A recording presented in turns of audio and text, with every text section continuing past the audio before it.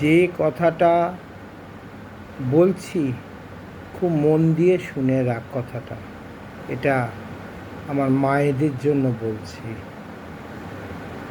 দেখ, তোরা তো আমাকে ভালোবাসিস আর যথেষ্ট সম্মানও করিস, নিজেদের বাবা বলে মনেও করিস। সেই হিসেবে যেটা বলা আমার দায়িত্ব, আমার কর্তব্য, সেইটুকু আমি করব, নিশ্চয়ই করব, যাতে তোদের ভালো হয়, তোদের মঙ্গল হয়, তোদের সংসারের ভালো হয়, তোদের সন্তানদের ভালো হয়, তোদের স্বামীর ভালো হয়। সেই ব্যবস্থা যতটুকু আমার জানা আছে আমি সেটুকু তোদের জানাবো। কালকে নীলষষ্ঠী। নীলষষ্ঠী শুধুমাত্র মায়েরা সন্তানদের ভালো কামনা করে করে যে তা নয়। নীলষষ্ঠী হচ্ছে বাবা মহাদেবের। তিনি কে? তিনি মহামৃত্যুঞ্জয়। তিনি সমস্ত কিছুর অধিপতি। তিনি একটা কথা পরিষ্কার বলে রাখি, যেহেতু নীলষষ্ঠী করছিস, নির্জলা উপবাস করে করবি না। নিজেকে দহন করে কোনো উপবাস সম্ভব হয় না, সঠিক পথে হয় না। উপবাস কথাটার অর্থ উপ মানে নিকটে, বাস মানে হচ্ছে নিকটে বাস। তার মানে তুই যার উপোস করছিস, তুই তার কথা সকাল থেকে চিন্তা করবি, ভাববি, কাজের মধ্যেও ভাববি। আর কত তুই মনে কর যে তুই সারাদিন নির্জলা করে বাবার মাথায় জল ঢালবি, কখন একটু জল ঢালবো, তখন একটু তারপরে একটু জল গালে দেবো, যদি এই চিন্তা তোর মাথায় থাকে, তাহলে তোর উপোসটা কি হলো? তার চেয়ে সারাদিন সংসারে অনেক কাজ থাকে, মা, একটু জল তেষ্টা পেলে খাবি, একটু চা খেতে ইচ্ছে হলে খাবি। কার উপোস করছিস? বাবার উপোস করছিস। বাবা রাগ করেন না তাতে, সবসময় মাথায় রাখবি কথাটা, বুঝতে পেরেছিস? আর এবার যে কথাটা বলবো, ঠিক 12টার সময় তারকেশ্বরে বাবার পুজো হয়, ওই সময় বাবার মাথায় জল। হ্যাঁ, 12টার সময় যে যার বাড়িতে যা শিবলিঙ্গ আছে, মন্দিরে ছুটে যেতে হবে না, সেখানেই বাবার মাথায় জল দিবি। কি দিবি?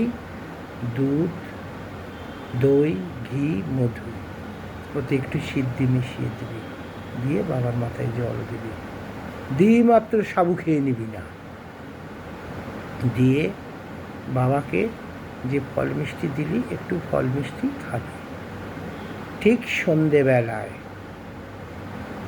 হ্যাঁ, কাঁচা কাপড় পরে একটা জায়গায় দই, ঘি, মধু আর চন্দন আর 1 ফোঁটা দুধ দিবি তার মধ্যে, দিয়ে একটা ঘন জিনিস তৈরি করবি।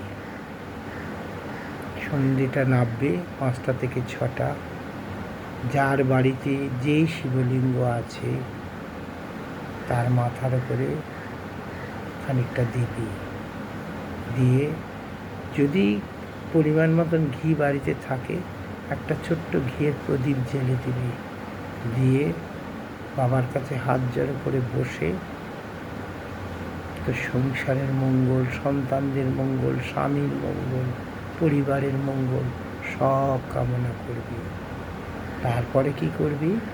ওই যে বাবার মাথায় ওটা দিলি, ওইটা তুলে নিবি, নিয়ে বাবাকে দুধ, গঙ্গা জল ভালো করে স্নান করিয়ে বাবার মাথায় 3টে দুব্ব দিবি।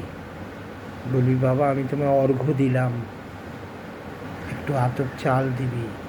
স্নান করানোর পরে আগে একটু চন্দন লাগাবি বাবার মাথায়, তার উপরে দুর্বটা দিবি, তার উপরে আতপ চাল দিবি, তার উপরে একটু কালো তিল দিবি, তার উপরে পরিষ্কার 3টে পাতা আছে সেরকম একটা বেলপাতা দিবি, ফুল পারলে দিবি,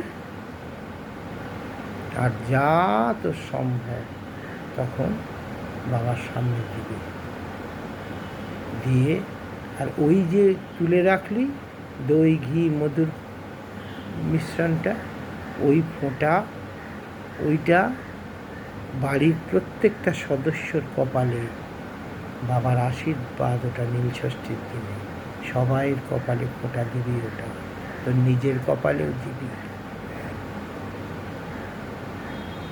লক্ষ্য করবি পয়লা বৈশাখের পরের দিন অমাবস্যা, এক পক্ষ কালের মধ্যে, পূর্ণিমার মধ্যে তোদের সংসারে ভালো হবে, তোদের সংসারের মঙ্গল হবে, তোদের সন্তানদের মঙ্গল হবে।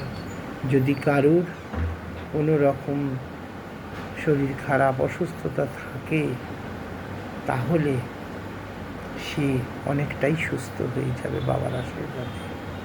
আমার এই কথা কটা মনে রাখবি। কি বললাম? নির্জলা উপবাস করবি না।